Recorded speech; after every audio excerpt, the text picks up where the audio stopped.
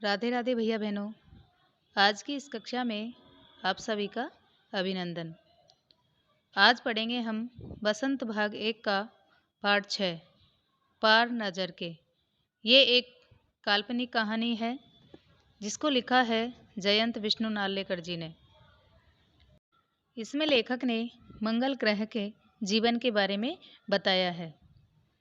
लेखक कहते हैं कि छोटू नाम के लड़के ने अपने पापा के सिक्योरिटी पास को ले लिया। पापा वहीं काम करते थे। छोटू के पापा नहीं होते तो छोटू का बचना मुश्किल था। घर पहुंचकर छोटू के ऊपर बहुत डांट पड़ी। पापा ने माँ के गुस्से से बचा लिया। पापा ने छोटू को समझाया कि सुरंगनुमा जगह को पार करके धरती के ऊपर जाया जाता है। उसके लिए खास तरह के स्पेस सूट की ज़रूरत होती है। पापा कहने लगे कि एक समय था जब मंगल ग्रह पर सभी लोग जमीन पर ही रहते थे। केवल तकनीकी ज्ञान के आधार पर वे जमीन के नीचे बना पाए। अतः यंत्रों के सहारे जीवन चलता है। उन्हीं यंत्रों की मरम्मत करने के लिए मुझे जाना पड़ता है। ऐसा छोटू को उसके पिताजी ने समझाया। सुनकर छोटू भी चहक उठा और कहने लगा कि बड़ा होकर मैं आपकी तरह ही बनूंगा। यह सुनकर माँ ने कहा कि इसके लिए तुम्हें पढ़ना पड़ेगा। दूसरे दिन जब छोटू के पापा काम पर गए तो उन्हें पता चला कि मंगल ग्रह की तरफ से 2 यान बढ़ते चले आ रहे हैं। ऐसी आपदा की स्थिति में कॉलोनी की प्रबंध समिति की सभा बुलाई गई। अध्यक्ष ने बताया कि किसी अन्य ग्रह से अंतरिक्ष यान चले आ रहे हैं। सभी लोगों ने सलाह करके बताया कि कुछ ऐसा प्रबंध किया जाए जिससे इन यानों में लगे यंत्रों को इस धरती की कोई चीज़ महत्वपूर्ण हाथ नहीं लगे। सभा चल रही थी कि अंतरिक्ष यान धरती पर उतर चुका है। अंतरिक्ष यान से एक यांत्रिक हाथ बाहर निकला जिसकी लंबाई हर पल बढ़ती जा रही थी। तभी छोटू ने कंसोल का लाल बटन दबा दिया जिससे यान के यांत्रिक हाथ का हिस्सा बिगड़ गया। इस बात से छोटू के पापा बहुत नाराज हो गए। सभी लोगों की नज़र लाल बटन पर गई जिसे पुनः स्थिति में लाया गया। तब तक अंतरिक्ष यान के यांत्रिक हाथ की स्थिति बिगड़ गई थी। यंत्र बेकार हो गया था। तो ये था पाठ के बारे में। पाठ पढ़ने से पहले अब पढ़ते हैं इसके शब्दार्थ। शब्दार्थ देखिए। नज़र बचाकर काम को ऐसे करना कि दूसरों को पता भी नहीं चले। नज़र दौड़ना, देखना, मौका हाथ से फिसलना, अवसर ना मिल पाना, खैरियत, कुशलता, लाजिमी, अनिवार्य, उष्णता, गर्मी, अक्षम, असमर्थ, मनसा, इच्छा, अडिग, एक स्थान पर स्थित रहना, सौरमंडल, सूर्य और उसकी परिक्रमा करने वाले ग्रह, अवलोकन करना, देखना, प्रबंध समिति, प्रबंध करने वाली सभा या कार्यकारिणी, एडमिनिस्ट्रेशन, प्रशासन, वक्तव्य, भाषण, बरबस, अचानक, यांत्रिक हाथ, यंत्रों की सहायता से कार्य करने वाला हाथ, उत्सुक, तत्पर, नासा, इसका पूरा नाम है national aeronautics and space administration. यह एक अमेरिकी संस्था है जो देश के सार्वजनिक अंतरिक्ष कार्यक्रमों व एरोनॉटिक्स व एरोस्पेस संशोधनों के लिए जिम्मेदार है। कहानी पढ़ने से पहले थोड़ा सा लेखक के बारे में जान लेते हैं। जयंत विष्णु नार्लेकर जी का जन्म 19 जुलाई 1938 में हुआ। वे प्रसिद्ध भौतिकीय वैज्ञानिक हैं जिन्होंने विज्ञान को लोकप्रिय बनाने के लिए अंग्रेजी, हिंदी और मराठी में पुस्तकें लिखी। उनकी प्रारंभिक शिक्षा वाराणसी में हुई है रेखा देशपांडे ने। यह एक काल्पनिक कहानी है। तो आइए पढ़ते हैं कहानी। वह एक सुरंगनुमा रास्ता था। सुरंगनुमा यानी गुफा जैसा। आम आदमी के लिए यानी साधारण आदमी के लिए इस रास्ते से होते हुए जाने की मना थी। लेकिन छोटू ने एक दिन अपने पापा का सिक्योरिटी पास ले लिया यानी सुरक्षा पत्र चुपके से ले लिया और जा पहुंचा सुरंग में। फिर क्या हुआ? छोटू, कितनी बार कहा है तुम कि उस तरफ मत जाया करो। फिर पापा क्यों जाते हैं रोज रोज उस तरफ? पापा को काम पर जाना होता है। रोजाना यही वार्तालाप हुआ करता था छोटू की माँ और छोटू के बीच। उस तरफ एक सुरंगनुमा रास्ता था और छोटू के पापा इसी सुरंग से होते हुए काम पर जाया करते थे। आम आदमी के लिए इस रास्ते से जाने की बिल्कुल मना थी। चंद चुनिंदा लोग ही यानी कुछ लोग ही, गिने चुने लोग ही इस सुरंगनुमा रास्ते का इस्तेमाल करते थे और छोटू के पापा इन्हीं चुनिंदा लोगों में से एक थे। आज छुट्टी थी और छोटू के पापा घर पर ही आराम कर रहे थे। नज़र बचाकर चोरी छिपे छोटू ने पापा का सिक्योरिटी पास हथिया लिया, यानी चुरा लिया चुपचाप, और चल दिया सुरंग की तरफ। वैसे तो उनकी पूरी कॉलोनी यानी पूरी बस्ती की जमीन के नीचे बसी थी। यह जो सुरंग नुमा रास्ता था, अंदर दिए जल रहे थे और प्रवेश करने से पहले एक बंद दरवाजे का सामना करना पड़ता था। दरवाजे में एक खांचा बना हुआ था, यानी दराज बनी हुई थी। छोटू ने उस खांचे में कार्ड डाला। कार्ड यानी जो पहचान पत्र था उसके पास। तुरंत दरवाज़ा खुल गया। जैसे एटीएम खोलने के लिए अपन एटीएम कार्ड डालते हैं, एटीएम का कार्ड लगाते ही वो ओपन हो जाता है, उसी तरह उसका भी ऐसा ही कार्ड था। छोटू ने सुरंग में प्रवेश किया।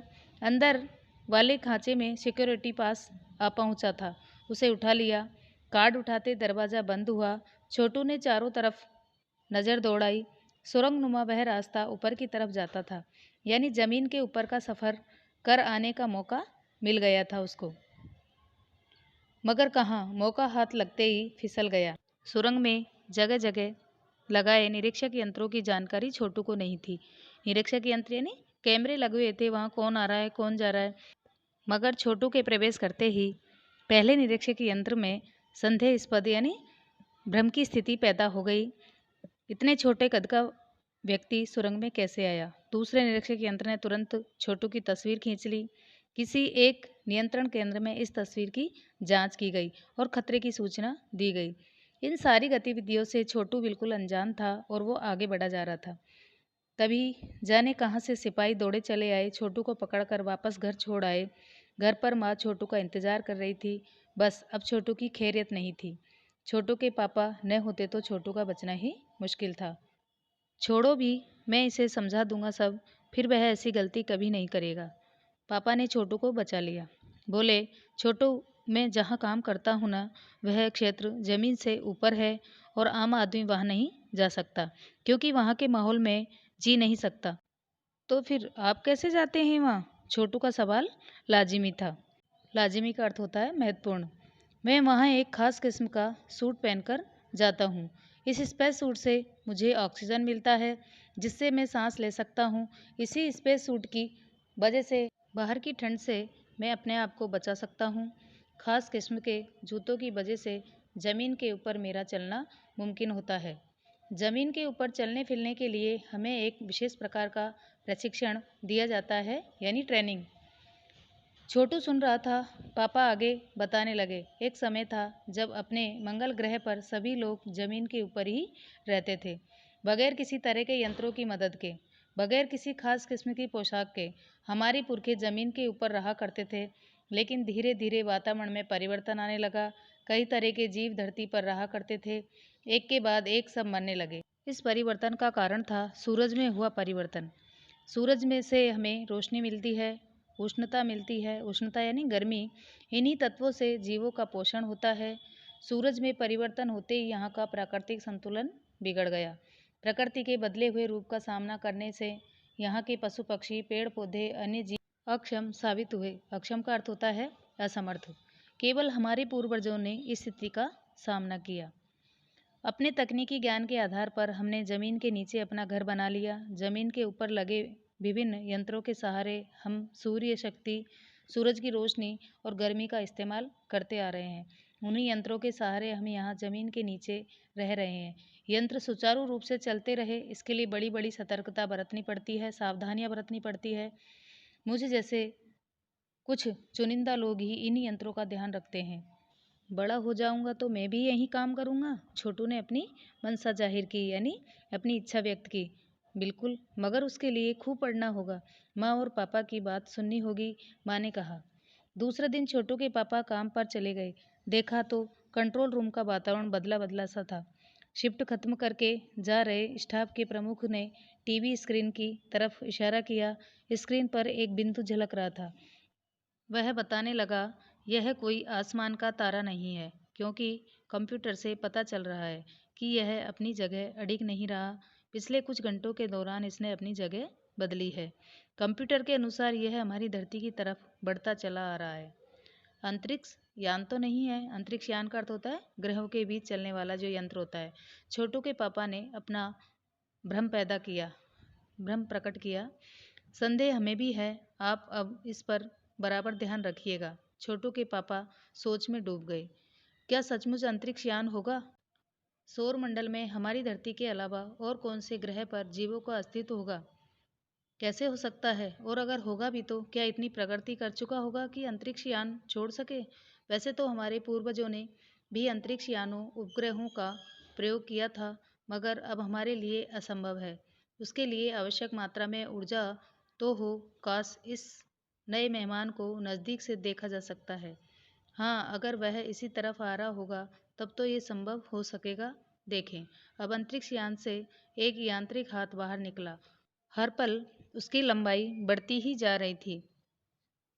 छोटू के पापा ने अवलोकन जारी रखा, यानी उसको देखना। कॉलोनी यानी बस्ती की प्रबंध समिति की सभा बुलाई गई। अध्यक्ष भाषण दे रहे थे। हाल ही में मिली जानकारी से पता चला कि 2 अंतरिक्ष यान हमारे मंगल ग्रह की तरफ बढ़ते चले आ रहे हैं। इनमें से एक अंतरिक्ष यान हमारे गिर्द चक्कर काट रहा है, हमारे आसपास। कंप्यूटर के अनुसार ये अंतरिक्ष यान नज़दीक के ही किसी ग्रह से छोड़े गए हैं। ऐसी हालत में हमें क्या करना चाहिए, इसकी कोई सुनिश्चित योजना बनानी जरूरी है। नंबर 1, आपका क्या ख्याल है? कॉलोनी की सुरक्षा की पूरी जिम्मेदारी नंबर 1 पर ही थी। उन्होंने कुछ कागज समेटते हुए बोलना आरंभ किया। इन दोनों अंतरिक्ष यानों को जलाकर खाक कर देने की क्षमता हम रखते हैं, मगर इससे कोई जानकारी हासिल नहीं हो सकेगी। अंतरिक्ष यान बेकार कर जमीन पर उतरने पर मजबूर कर देने वाले यंत्र हमारे पास नहीं है। हालांकि अगर ये अंतरिक्ष यान खुद ब खुद जमीन पर उतरते हैं तो उन्हें बेकार कर देने की क्षमता हमें अवश्य है। मेरी जानकारी के अनुसार इन अंतरिक्ष यान में सिर्फ यंत्र है, किसी तरह के जीव इनमें सवार नहीं है। नंबर 1 की बात सही लगती है।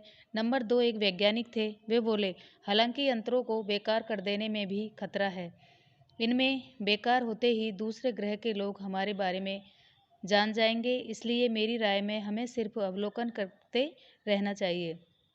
जहाँ तक हो सके हमें अपने अस्तित्व को छिपाए ही रखना चाहिए, क्योंकि हो सकता है कि जिन लोगों ने अंतरिक्ष यान भेजे हैं वे कल को इनसे भी बड़ी सक्षम अंतरिक्ष यान भेजे।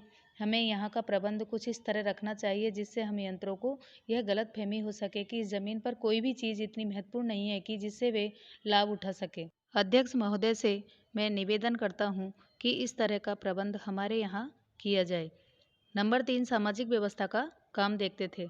उनकी बात के जवाब में अध्यक्ष कुछ बोलने जा ही रहे थे कि फ़ोन की घंटी बजी। अध्यक्ष ने चोंगा उठाया, यानी फ़ोन अटेंड किया।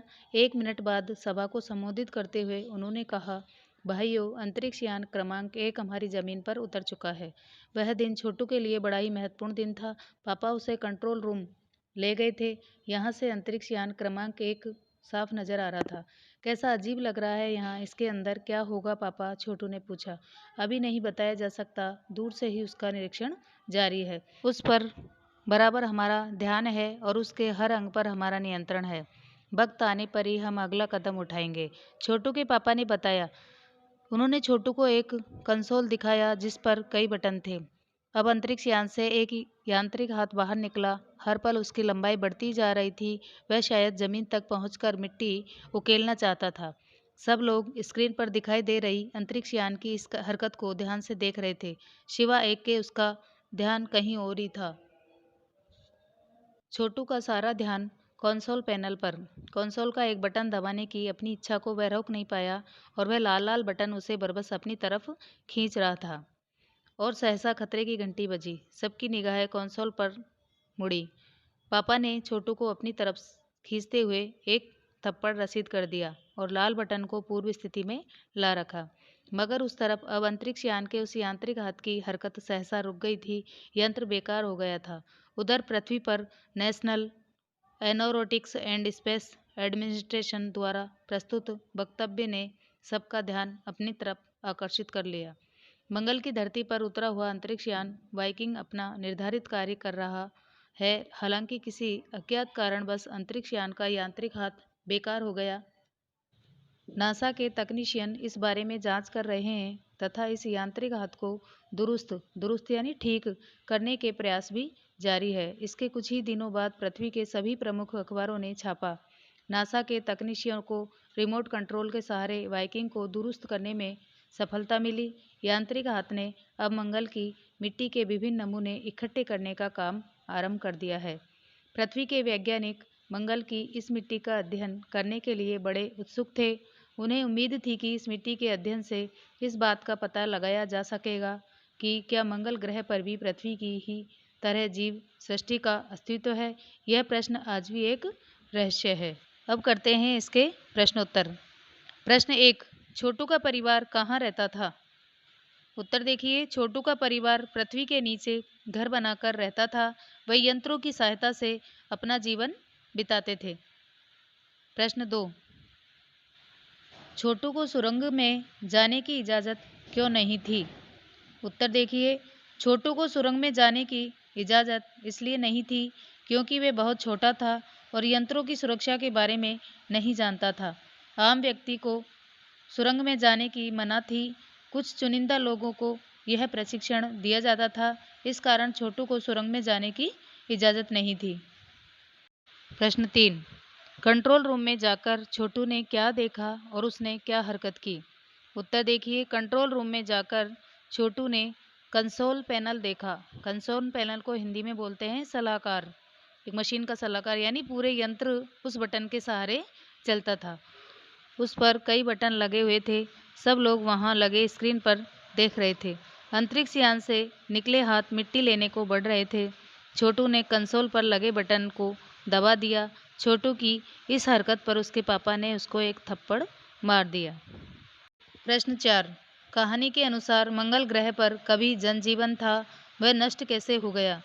उत्तर, छोटू के पापा बताते हैं कि पहले उनके मंगल ग्रह पर जनजीवन था। उन्हें किसी यंत्र विशेष की जरूरत नहीं थी, लेकिन वातावरण में परिवर्तन के कारण प्राकृतिक संतुलन बिगड़ गया। सूर्य की ऊष्मा रोशनी कम हो गई थी, जिसके कारण पेड़ पौधे, पशु पक्षी व अन्य जीव मरने लगे। तकनीकी ज्ञान से उन्होंने जमीन के नीचे घर बनाए व सूर्य की रोशनी व शक्ति प्राप्त की। प्रश्न 5, अंतरिक्ष यान को किसने भेजा था और क्यों? उत्तर देखिए, अंतरिक्ष यान को पृथ्वी के वैज्ञानिकों ने भेजा था। वे पृथ्वी की तरह मंगल ग्रह पर भी जीव सृष्टि का अस्तित्व है, ये पता लगाना चाहते थे। प्रश्न 6, नंबर 1, नंबर 2 व नंबर 3 अजनबी से निपटने के लिए कौन सी तरकीब सुझाते हैं और क्यों? उत्तर देखिए, मंगल ग्रह पर अजनबी अंतरिक्ष यान के आने पर वहां के तीनों वैज्ञानिक सामाजिक व्यवस्था व सुरक्षा का काम देखते हैं। पहले व्यक्ति के अनुसार उस यान में जीव नहीं, यंत्र है। यदि यान उनकी जमीन पर उतरेगा तो वे उसे बेकार करने की क्षमता रखते हैं। नंबर 2, वैज्ञानिक का मानना है कि यंत्र को बेकार न किया जाए। नंबर 3 का सुझाव है कि उन्हें इस तरह का प्रबंध करना चाहिए कि अंतरिक्ष यान के यंत्रों को गलत फहमी हो जाए कि उनकी जमीन पर कुछ भी महत्वपूर्ण नहीं है। तो ये हुआ अपना पूरा पाठ। जय हिंद। अब मिलते हैं बच्चों अगली कक्षा में।